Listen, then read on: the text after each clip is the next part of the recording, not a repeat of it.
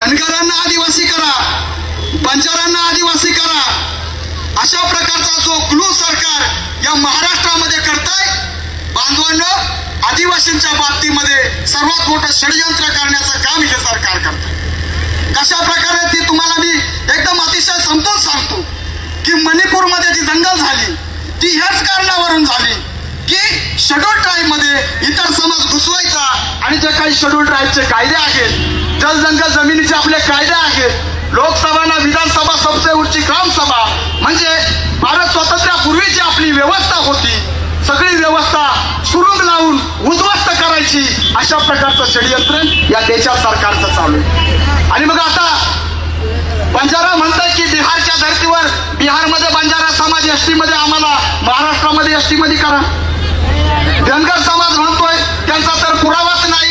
परंतु बांधवांनो, अशा प्रकारे किती समाज एसटी मध्ये आहेत। जर का कर्नाटक मध्ये विचार केला तर त्या ठिकाणी मराठा समाज एसटी मध्ये, गुजरात गोव्याला विचार केला तर त्या ठिकाणी कुणबी समाज एसटी मध्ये। मग हा बहुसंख्य समाज जर म्हटला का गोवा आणि गुजरातच्या धर्तीवरचं आरक्षण महाराष्ट्राच्या धर्तीवर राबवा, मराठा समाज म्हणला कर्नाटकच्या धर्तीवरचं आरक्षण महाराष्ट्राच्या धर्तीच्या आरक्षणावर राबवा, मग बांधवांनो त्या आरक्षणाचा फायदा काय होईल? ऑलरेडी आमचा अंध, हळवा, मनेरवाडलू, कातकरी हे अति मागास समाज हे अजून जंगलाच्या बाहेर आलेच नाही।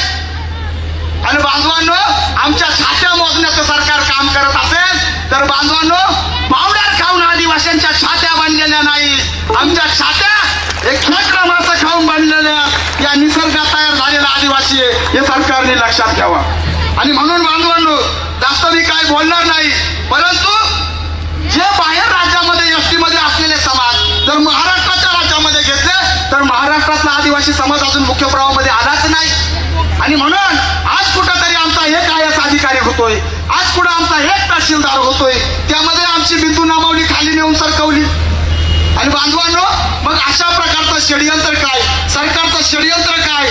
अशा प्रकारे जर सरकार आपल्यावर अन्याय करत असेल तर बांधवांनो, या ठिकाणी शिक्षित वर्ग जास्त आहे। तुम्हाला या स्टेजवरून, या मंचावरून फक्त एक आवाहन करतोय, बांधवांनो, आपण शिकून पुढे आलोय आणि म्हणून आज आपण समाजासाठी लढतोय। या मंचावरून तुम्हाला एकच सांगेल की जो कोणी 8वी, 9वी, 10वी, 11वी, 12वी ग्रॅज्युएट झालेला मुलगा असेल त्यांनी काहीच करू नका, फक्त आपल्या घरातल्या अज्ञान आणि अंधश्रद्धा दूर काढा, आपल्या हजारो पिढ्या पुढं भव्य दिवे उभा राहतील। आणि म्हणून म्हणतोय की यांचं म्हणणं आहे की आओ कुछ भव्य बना देंगे, तुम हमारे साथ आओ, आओ की कुछ भव्य बना देंगे, अरे सबका साथ सबका विकास दिव्य बना देंगे, लेकिन इसके जैसे में हरगिज मत आना मेरे भाइयों, क्योंकि ये तुम्हारा अंगूठा काट के तुम्हें एकलव्य बना देंगे, एकलव्य बना देंगे। आणि म्हणून बानू के लिए खंडोबा मरने को तैयार थे, बानू के लिए खंडोबा मरने को तैयार थे